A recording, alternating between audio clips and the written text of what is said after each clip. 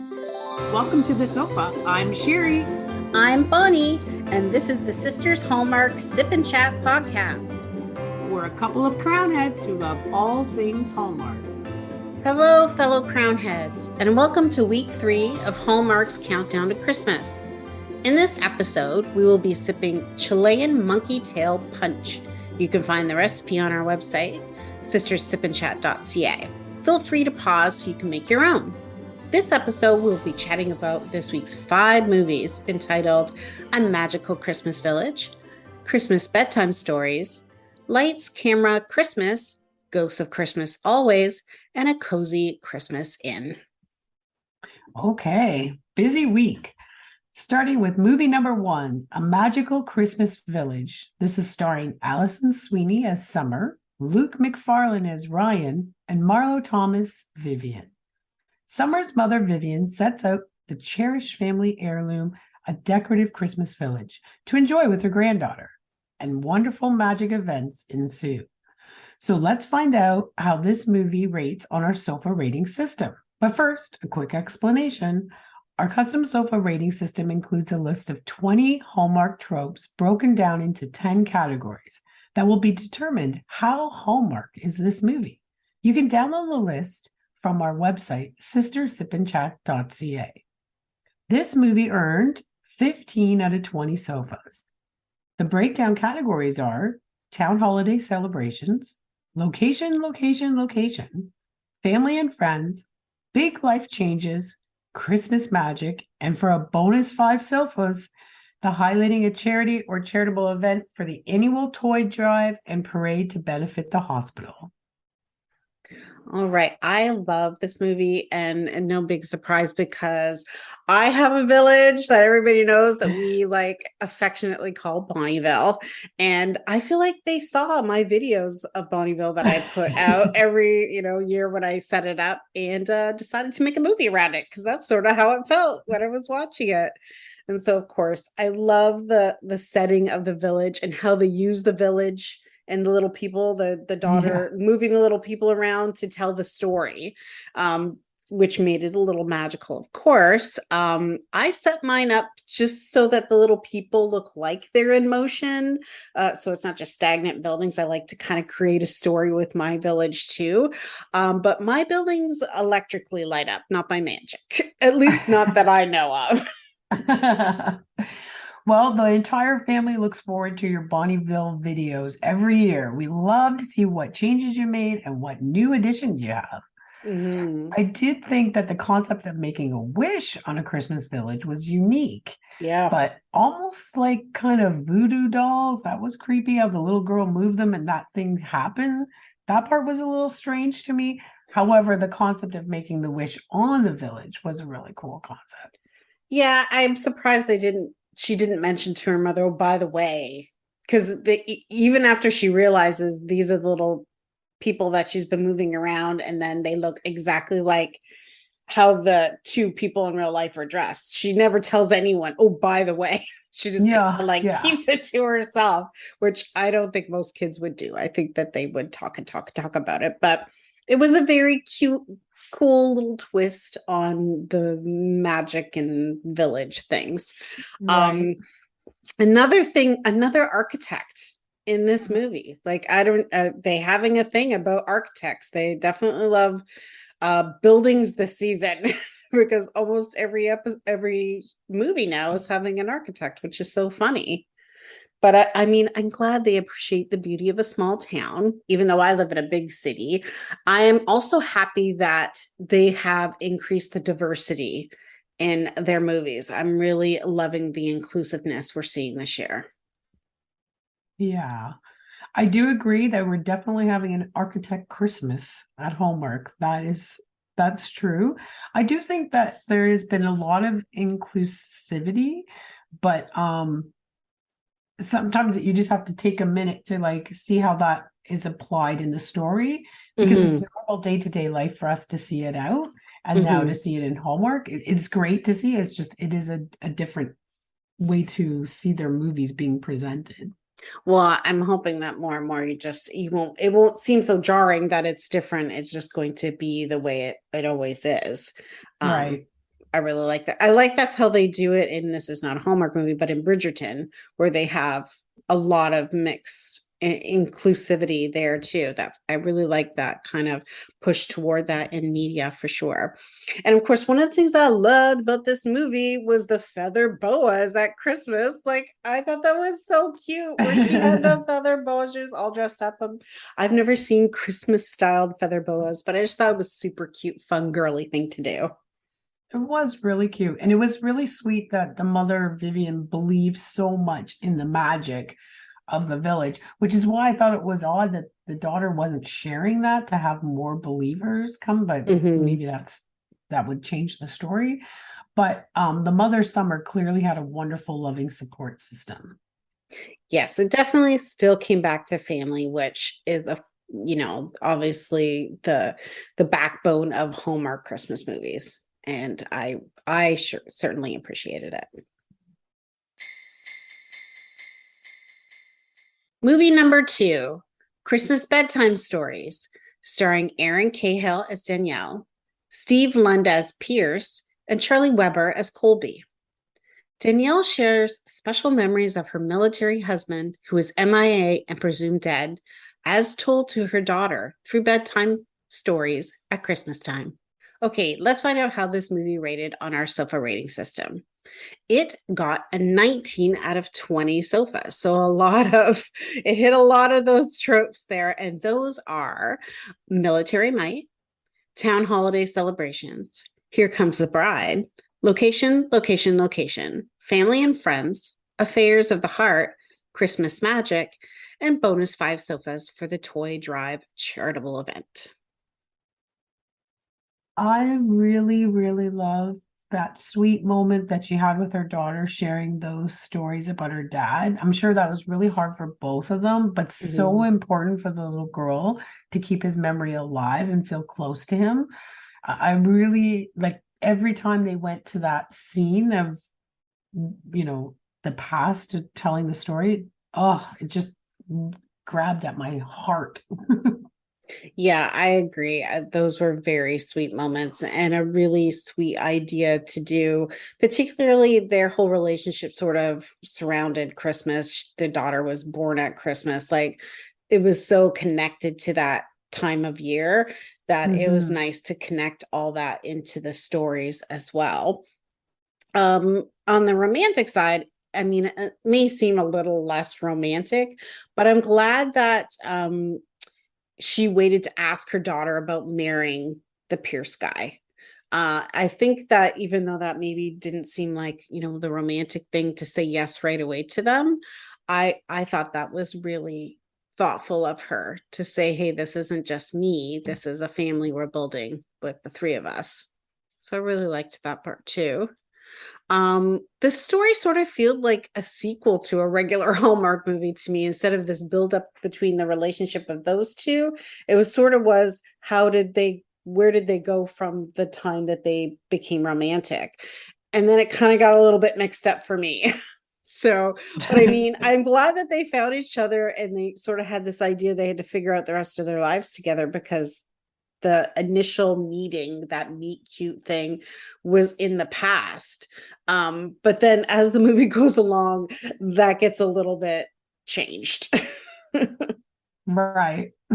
Yeah, it was nice that they found each other, but he was his best friend. So, of course, they would have had some form of interaction in the past. But, and I guess that's common that people, because they comfort each other and console each other through a loss, that they get together like that. But Mhm. like, I thought they were cute or whatever, but you could definitely see that they did a really good job of not having them as connected. Like usually your two stars, you're falling in love with them, falling in love with each other. It was good that they were able to show that she wasn't sold out for this. She loved him, she cared for him, but Is sort of like in some of the movies where the main person has a boyfriend or a girlfriend that isn't going to be the one they end up with. So at some point, you're right, just waiting for them to break up. So it kind exactly. of, as the time went on, it sort of felt more and more like that to me as well, too. Mhm. Some of the things I did like that just, odds and ends I liked in this movie. First of all, I love the name of the dog. I thought Star was such a cool name for a dog. I've never heard that name for a Yeah. dog. I thought that's so cute about Christmas Star and everything. And I did love her daughter's bedroom, how it was decorated. So every time we came back to that when they were telling the stories, it was such a pretty little room with stars and everything. I think they Yeah. got that theme going there. There was also that bakery or cafe that they went to called Tracy's Cakes, which I've actually seen in a magazine and absolutely loved. So I freaked out when that came on the screen. I'm like, oh my gosh, that Tracy's Cakes. Like I just thought it was so cool because I'd seen it in real life. It was nice. And I think I remember saying, reading that they had filmed there, but it was just kind of nice to see that. And Hey, last but I not didn't least, even catch that part because obviously I didn't know about Tracy's Cake. So we need to put that out as a sister's road trip. Go check that out I'm sometime. pretty sure it's in like Ohio or something. It's not in Canada. But that's not far. There you go. Well, maybe we will. Maybe we'll put it on our map of places to visit that The are hit. in the Hallmark movies. Okay, I'm up for that. Exactly. The boys will always do a road trip too. They're And I very want good to about try that. roasted chestnuts because they always are in every single movie. Have you tried a roasted chestnuts? I've never tried them. No, I've never tried it. I think the concept is cool. I would like to see them when I go somewhere, but I haven't actually tried it. I know that at Canada's Wonderland, when they do the Christmas I forget what it's called. Is it just Christmas Winterfest. Winterfest? They have something with roasted chestnuts there, but I Oh, I haven't didn't actually see tried it them. there. Shoot, I should have tried some. Anyways, I'd The like to one try thing them. I did find strange with this movie was that the Christmas magic was happening and with ended up being the husband was still alive. So I guess it was Mhm. deterring her from moving forward, but it actually was appearing like it was giving her the okay, I like as I if it got was that his same impression spirit. too. Yeah, like that Yeah. he was just saying, look at the past and how wonderful things are. And then he wrote her the letter that it's okay to move on. Move on. So like it was like this was the perfect guy. He's my best friend. I know he's a good guy, blah blah blah. Like Yeah. it seemed like it was him saying it's okay. Like Yeah, it's like this is we good. have shared memories, the three of us, and it's all good. And you know what I mean? Like it did come off a bit, in my opinion, a little bit convoluted in the end. It was sweet, and it obviously you want a family to reunite, but I think there's a Absolutely. million ways But they could have done how it does better. the army not know who like there were Exactly. no Americans in there? That would never happen. They know they have so much intelligence, right? Like Exactly. so it's unfortunate that that happened because I think that that was completely unrealistic. And I know it's just a Mhm. storyline, but I would think that that But may be a bit insulting yes, I to the would think the military. military families might be a little, not necessarily offended, but maybe irritated that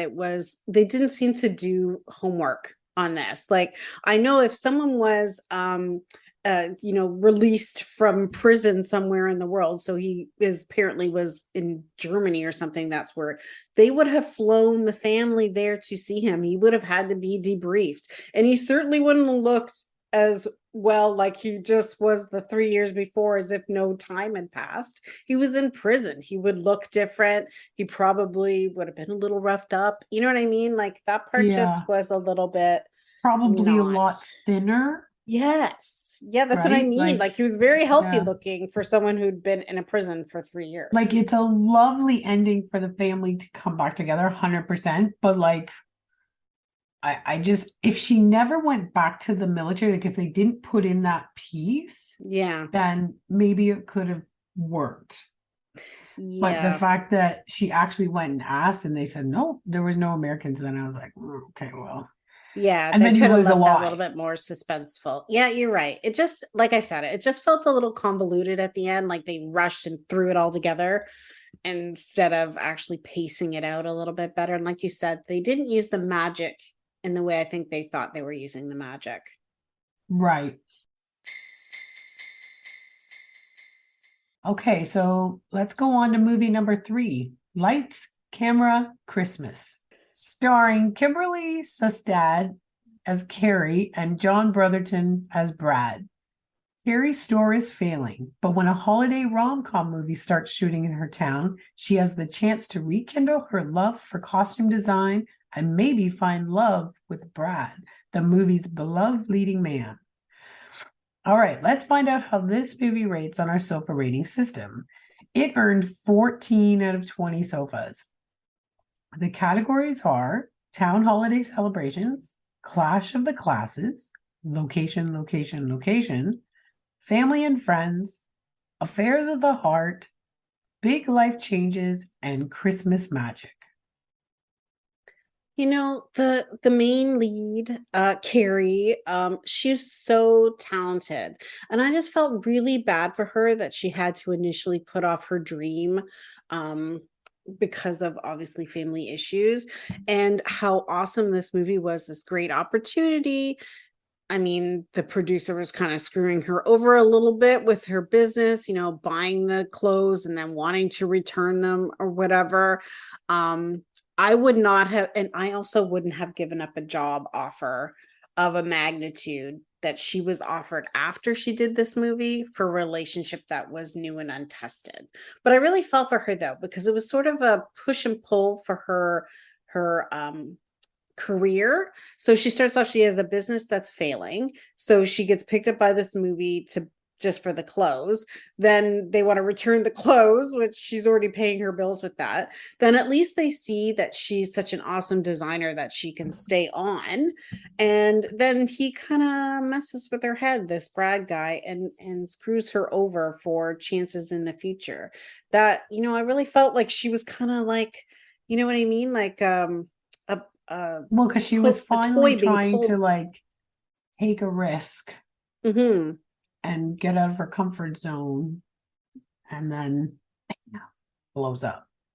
Yeah, exactly. Like it was tough to watch her her career kind of go up to this high, but then it was a little bit low. But I do love these actors for sure. Okay, so talking about they bought all the stuff out of her store, what I did find amusing is when they said, okay, we need you on the set every day. She's like, well, who's going to watch the store? There was no product. Yeah, there was no product, Why there would was no you people, open and this what was her mom store? doing? Like, like really not a problem there, lady. You had no Yeah, people coming in I your thought store in the that was first place. entertaining. True Okay, though. so I love the behind the scenes of making a movie. I love that Mhm. we got to see that. It reminded my husband and I of all the times that we've done extra work on different sets and how you get to see it from a different perspective.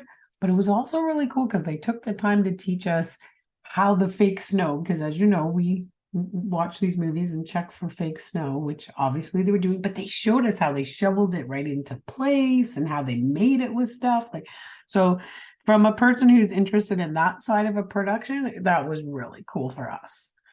Yeah, they make movies in my city all the time, including Christmas movies in the summer. So I don't think they have a choice but to make fake snow at that Absolutely. point.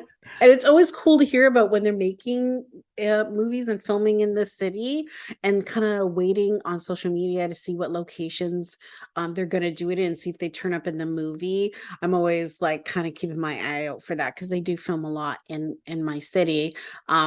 And yeah, it was very cool to see the sort of backstage goings on and how they kind of shoot out of order, make scenes work or whatever. If they're using a location, they'll do multiple scenes there, even if they're not Mm. in order. That was very cool too. I agree with you. I thought that was kind of cool. I also thought he was just like hilarious. I loved He's him so from funny. I Fuller love House. I him. think they made a good couple together, but I also think that they almost look like they might have been better as friends rather than romantic. But I do like their chemistry together because I thought it was funny. I thought it was cute how he always got himself invited to events with her and her mother because her mother was like a little crushing on him anyway.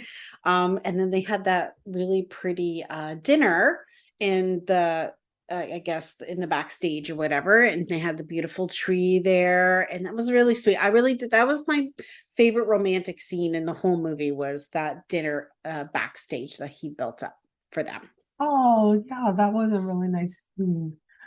I loved the modern Santa suit. Like, I thought that was Yeah, such a cool idea. And he looked so good. I mean, he's an extremely attractive man and yeah. well fit.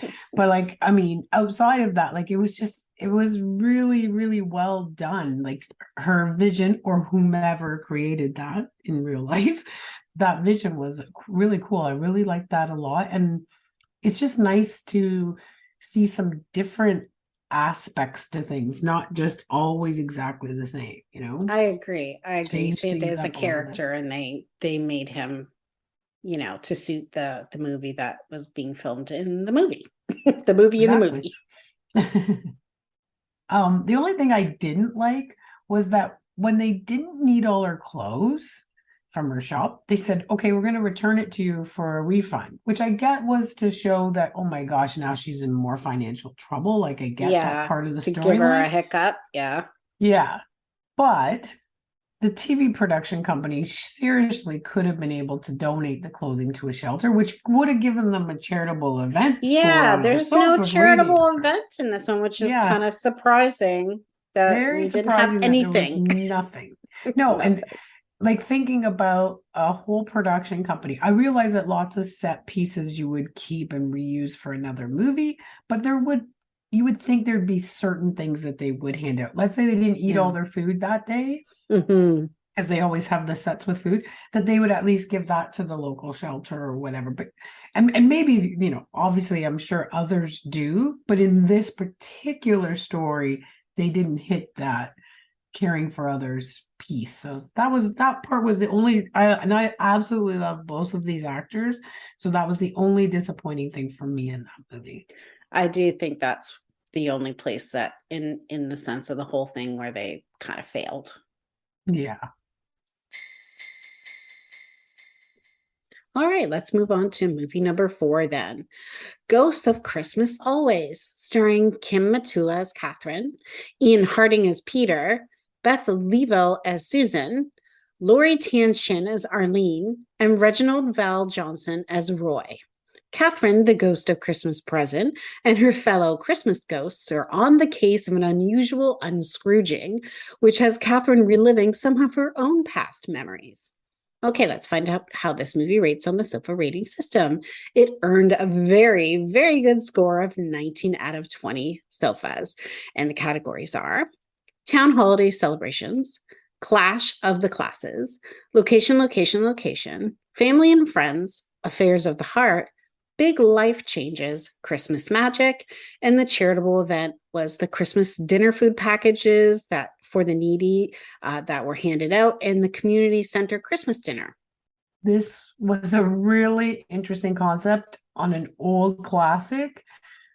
But what I did find was interesting as well was that they told us that all of the ghosts of the Christmas Carol all passed at Christmas, and that's how they get to become these ghosts. I hadn't, if it had been told in a previous Carol about that, I didn't catch that Because till in this one. in the book, I believe they're spirits and not ghosts. The only ghost was Marley, his Marley. right, which is her last name in this, which I found kind of cute that her last name was actually Catherine Marley. So that Marley. was cute. Yeah.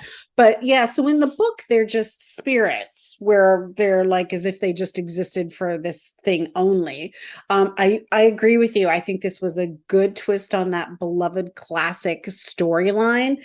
And I didn't catch that at first, but like the fact that they were all born at Christmas, or sorry, died at Christmas, was a good use of that whole why were they doing this and the idea that you could move on from doing this, because in the book they're spirits, so they're there all the time, there's nowhere to move on to, they didn't have a past or a future kind of deal, but as Right. people they had a past, so there's an option to move on. And so obviously, skipping ahead to the end, she moves on and that means someone else would have to take her place, right? Exactly. And Her they did original. show that whole foreshadowing in the very beginning about the unknown door. Yes, yeah. So it's like off to the unknown and what's in the unknown. And they're like, you have to Mm, imagine where you want to be and be ready. And then you can open the door and go into the great unknown. unknown, right. Yeah. Which I agree with what you're saying with the whole spirits piece. The spirits exist for that purpose. So Yeah, it's not like they're because they still, died, it's yeah. yeah. So in the original, it was not the same thing, but I think they humanized it way more. with this movie, which I really liked because, And you the know, we've seen the ghosts were story a million so times. funny. Oh yes. Yeah, it was a good combination of characters and their personalities. And you know, there was a lot I love the future, the Ghost of a Christmas Future, though he didn't really get to do a lot of work A in this. lot. They But didn't show it a the lot, but I ghost really of liked him. Christmas past, she was sassy. She was hilarious. I loved her. She was like, I seriously one of my favorite parts of this movie. And of course, it's also curious at the beginning. You know, she's in the town that she grew up in, the neighborhood that she knew.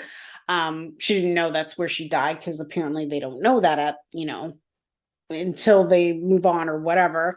And then she sees, you know, the guy and Peter in real life, and he sees her when he's not supposed to see her. And then she just like bounces, like as if there's not going to be any curiosity that happens when she just like pop, you know?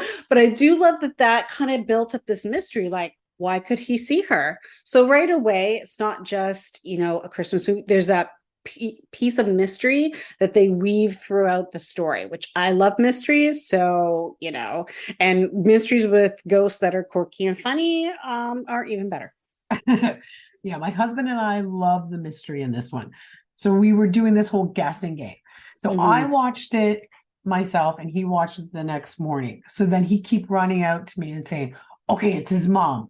Oh, okay. And then he'd go, oh, no, we saw his mom. Oh, it's his grandma. And these are all the same things I had thought too. And then at the end, we were like, oh, so like, um, I mean, it's a great concept of your soulmates. So Gareth was saying, so, you know, do you think that one of us was from 100,000 years ago and we had to wait and now we got together because we're soulmates? Like, he was just being so Aw, funny about that the was whole cute. soulmate thing. But yeah, he's like, or did God just put us on the same time? So, but yeah, it was really cute because he loved that fact that it was a soulmate thing that it can stand the test of time.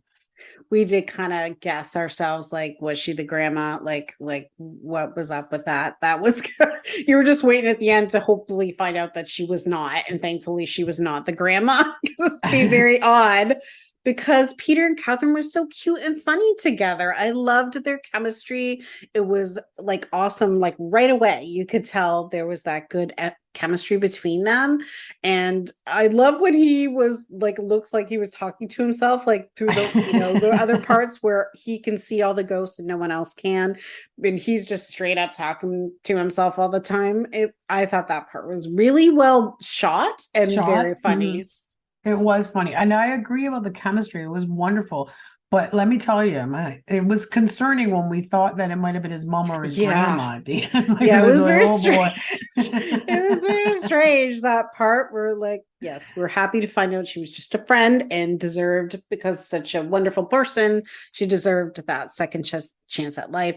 And I absolutely bawled when her friend, who was the actual grandma, made Yes. that speech about her late friend, you know, the idea of everyone living their lives just a little bit more like her generous friend Kat had, and that maybe this tragedy would make sense if they did that, if they lived their lives, you know, being thoughtful and generous.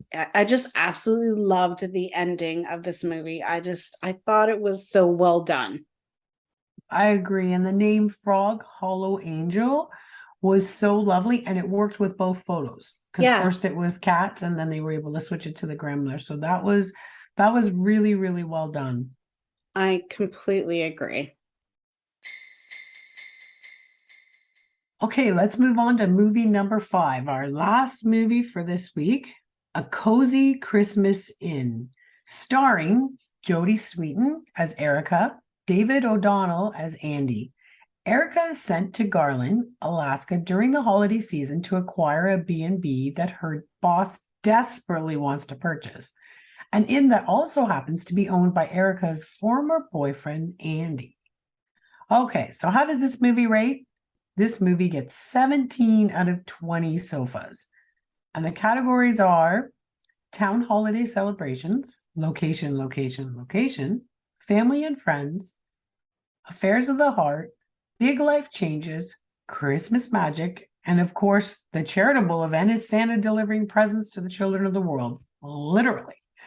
Yes, yes, literally, because Garland is where he lives, people, at least in this movie. I really enjoyed that they included Vivica A. Fox. She wasn't kind of on their headline, but I was so surprised that like she is in there as this cameo as Erica's boss, Sharon. And I just love her as an actress, and I thought she was a great addition to this movie. I was also very, very excited to be revisiting Garland, Alaska. I loved the original movie with Candace Cameron Bure called Christmas Under Wraps. It was very much a Fuller House handoff here from Candace to Jody. And yeah, that Andy really gets around. He gets around with all these, Fuller House ladies here for sure. I do agree. I love the cast, and I like that they kept most of the people, or 90% of the people, the same, except of course for Candace. But they didn't just like drop her off. They gave a mention to her and why she went and took her fellowship, which was kind of the huge portion of the Christmas Under Wraps, right? Was about her fellowship and trying to get there. So they brought it back to the original story. So that piece I thought was well done. Yeah, I think that was a good thread to put it, because otherwise it did kind of seem a little silly. Like, how did this all work? They were getting together and getting married at the end. Yes, exactly. It was a little bit strange, but I think they did pull that part off pretty well. I love Jodie Sweetin. She is like one of my favorite Hallmark actors, and I love how funny and awkward she kind of made this character in the movie. I thought she would have made a very, perfect future Mrs. Claus, but it doesn't really seem like that was the storyline that was going to happen there, because he really wants to do the inn. I guess eventually he was supposed to, but didn't they trade it off to the cousin or something? I don't know. I can't remember. The cousin gets to be the new Santa. Yeah. So the he's going to help with Santa, but the cousin's going to run it. So he'll still have to do his, yeah. So I guess it's I love that we're talking about Santa as a real job. Yeah. And defining how this Santa's a real job. And now it's going to be the first female Santa. So hallelujah and hooray. So there we go. And I guess all I'm saying is that I think Jodie Sweetin would have made a Mrs. Claus, a very cute Mrs. Claus, if that was going to happen.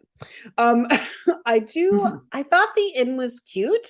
It wasn't very Christmassy at first. I kind of found that surprising, except when you go in her room. But her room they had those, the room, but the outside there was 2 trees and the decals on the wall and stuff I loved. So when you got in the room, it felt Christmassy, but the outside didn't feel as Christmassy as some of the other ones, because it was more modern. But I absolutely loved the fire pit in the back with the stones around it. That was very cool. The observatory was a very cool idea to add to this, and kind of made it that whole, they loved looking at the stars together kind of thing. He named a star after her. So I thought that was very cute. And it's another movie this season that had actual snow in it. I don't know if all the snow was real, but there was definitely moments where they were snowing on her, you could hear her head and making her hair wet. Yeah. When it was snowing down, they were having bad hair days, but that was perfect because it was real. And they were in Alaska, so it made sense.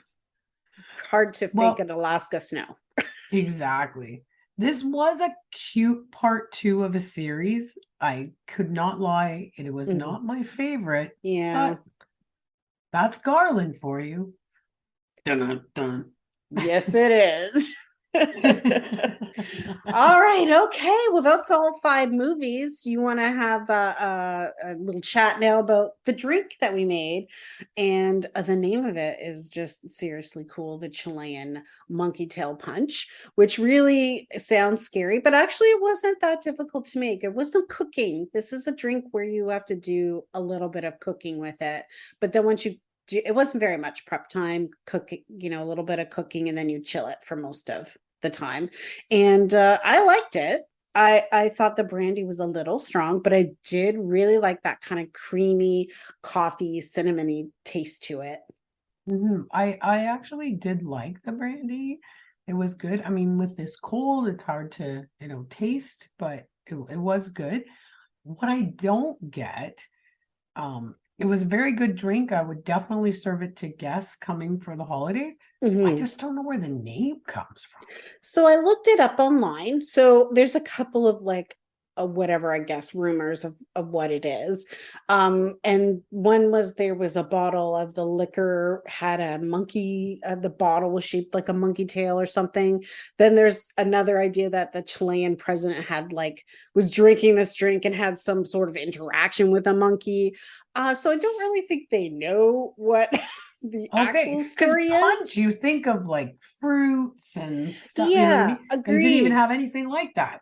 So No, you know what? the That is name maybe threw it's a me very off when North we started putting American. together. Yeah, it could be a very Western North American thought that we think a punch must be fruit based, and But it this is not. definitely is a really nice Christmas drink. It's actually any time of year drink, but Yeah, I think it was excellent for guests. So this is definitely one if you want to try it. If you're having company, it's a really good drink. yep. Once again, go to our website. You can get the recipe to it. This episode was brought to you by Hamish Community Services, opening doors by taking the dis out of disabilities. You can find out more information at hamish.ca. Well, fellow Crownheads, we've come to the end of today's chat. You can find all our episodes on your favorite podcast network. And on our website, sistersipandchat.ca. Subscribe and never miss a chat session. Thanks for listening. Join us next time. And we'll save you a seat on the sofa.